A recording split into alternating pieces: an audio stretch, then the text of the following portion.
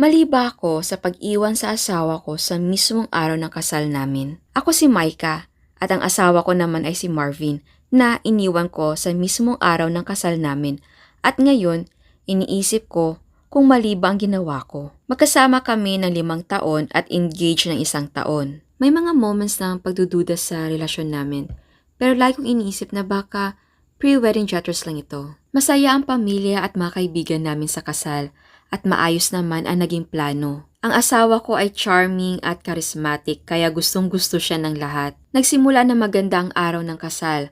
Perfect ang panahon, ang venue ay sobrang ganda at lahat ay ayon sa plano. Pakiramdam ko ay parang panaginip habang naglalakad ako sa aisle papunta sa kanya. Napaka-emotional ang seremonya at punong-puno ako ng pagmamahal habang nagpapalitan kami ng vows. Pagkatapos ng ceremony, nagpunta kami sa reception. Napakaganda ng setup, twinkling lights, flowers at lahat ng pinangarap ko. Habang tumatagal ang gabi, nag-e-enjoy ang lahat. May speeches, toast at maraming sayawan. Ang saya-saya ko. Iniisip ko ang sisimulan namin na bagong buhay. Pero may nangyari sa reception na nagbago ang lahat. Pumunta ako sa bridal suite para mag-retouch. At biglang narinig ko ang asawa ko na nakikipag-usap sa best man niya sa labas ng pinto. Nung una, akala ko normal na usapan lang, pero may sinabi siya na parang yelo na dumaloy sa dugo ko. Nagtatawanan sila habang sinasabi niyang pinakasalan lang niya ako dahil yun ang tamang gawin. At hindi siya sigurado kung mahal niya ba talaga ako. Sinabi niyang pakiramdam niya ay na-trap lang siya dahil sa expectations ng family namin. Ayaw niya ma-disappoint sila. Ang sakit. Akala ko, ang kasal namin ay dahil sa pagmamahal at commitment. Pero iba pala ang nararamdaman niya. Nanatili ako nakatayo, hindi makagalaw. Sabi pa niya, umaasa siyang matutunan niya akong mahalin at baka sakaling ayusin ng kasal ang lahat.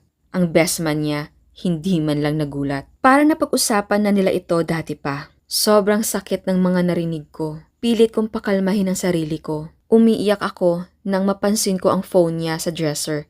Patuloy na nagdo-notify. Alam kong mali pero sobrang gulat at sakit na nararamdaman ko. Kinuha ko ito at binuksan. At doon ko natuklasan ang isang bagay na tuluyan nagpatumba sa akin. May mga text siya mula sa isang babae na hindi ko kilala. Matagal na pala silang may relasyon. At ang mga text nila ay sobrang intimate. Binabati siya ng babae sa kasal. Pero nagmamaktol din dahil bakit daw tinuloy niya pa ang kasal. May mga larawan, malalim na mga mensahe. At kahit mga plano nilang magkita pagkatapos ng honeymoon namin. Nanginginig ang kamay ko habang binabasa ang lahat. Pakiramdam ko ay gumuho ang mundo ko. Betrayed at sobrang nahihiya ako. Hindi lang siya nagduda sa kasal namin, kundi niloko niya rin ako. Hindi ko na kayang magkunwaring okay ang lahat at harapin pa ang reception na parang walang nangyari. Kailangan kong lumayo para mag-isip kaya tahimik akong umalis at pumunta sa bahay ng kaibigan ko kung saan ako nagpalipas ng gabi. Hindi ko sinabi kahit kanino kung saan ako nagpunta. Kinabukasan, sunod-sunod ang messages at tawag mula sa pamilya at mga kaibigan ko. Lahat sila ay nagtataka at nag-aalala.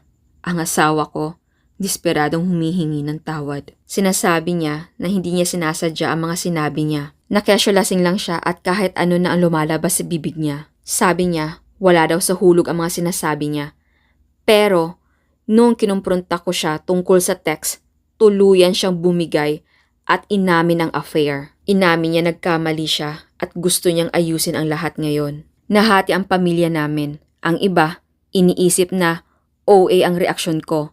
At dapat pinag-usapan na lang namin. Pero ang iba naman, sumusuporta sa naging desisyon ko na umalis at pag-isipan ang relasyon namin. Ilang araw matapos ang kasal, nagkita kami ng asawa ko para mag-usap. Mukha siyang tunay na nagsisisi at paulit-ulit na humihingi ng tawad. Pero hindi ko matanggal sa isip ko ang sakit ng panluloko niya. Inamin niyang may doubts siya pero mahal niya raw ako.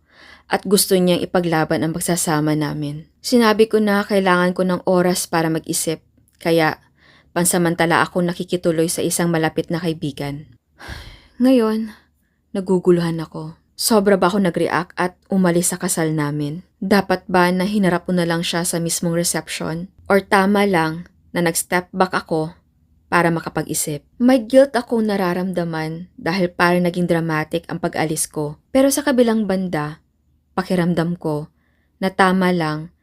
Nabigyan ko ng oras ang sarili kong iproseso ang lahat. Mali ba ang ginawa ko sa pag-iwan sa asawa ko sa mismong araw ng kasal namin?